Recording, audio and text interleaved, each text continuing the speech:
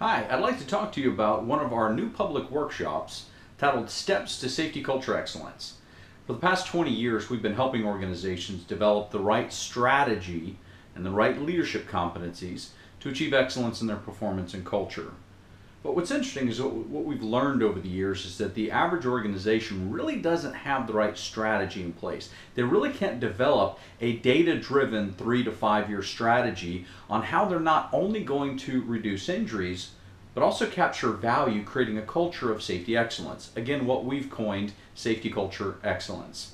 So for the past 20 years, we've helped a lot of organizations in our own private consulting, and that's led to a lot of private workshops. Like in behavior-based safety, what we call lean behavior-based safety, our private workshops started about 15 years ago, which led to about 7 years ago creating them and providing them in a public forum. The same things happened with safety culture excellence. When we were asked a few years ago to write the book Steps to Safety Culture Excellence for the publisher Wiley, we looked at all the different methodologies and all the different books that were out there at the time, and just about every single one of them described how you can define a culture, what are the key characteristics, and didn't even go as far as to say what are the key competencies and capabilities that they should have.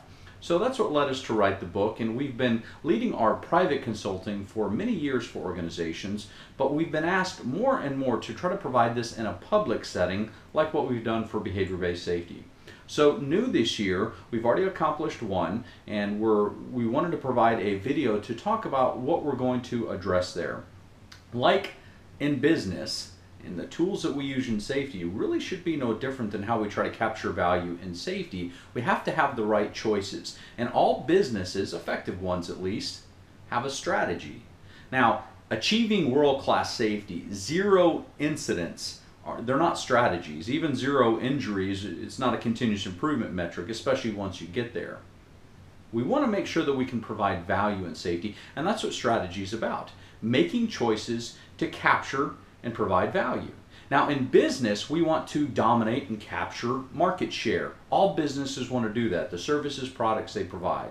There's really, again, no different in thinking for safety. We want to capture the market share in safety. So for some of it, we have to look at managing competition. But we don't want to just manage the competition of safety versus productivity.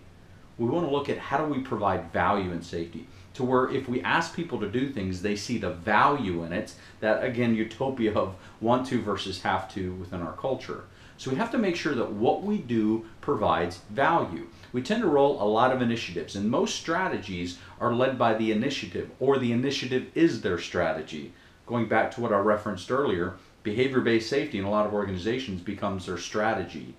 Any tool, any program is an initiative that should support strategic priorities that are part of the overall strategic framework. Initiative should never be the strategy.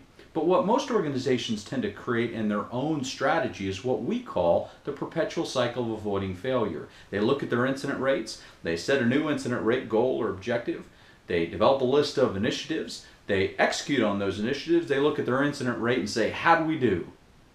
The problem with that is that when we get good results, we go back to that correlation means causation, and we say, because we did these things, that's why we got the great results. Not necessarily. Sometimes we just got lucky. Sometimes we were doing the right thing. Sometimes it was just normal variation. So we need to make sure that we have the right strategy that provides the right measurements that gives us confidence that what we're doing is adding value, not just in our ability to measure injury prevention, but also our ability to measure, are we creating a culture that will help us sustain all of our efforts? Your culture is your most effective sustainability mechanism. Now there's a lot of debate on managing and measuring culture. You can measure and manage the climate and the chemistry that creates the culture. And that's what we want to provide in this public workshop for you. So if you're interested in more information, visit proactsafety.com, click on the Events tab, and look for Steps to Safety Culture Excellence. STEPS is an acronym for Strategic Targets for Excellent Performance and Safety. Join us at our workshop, and let's help you define yours. I look forward to seeing you there.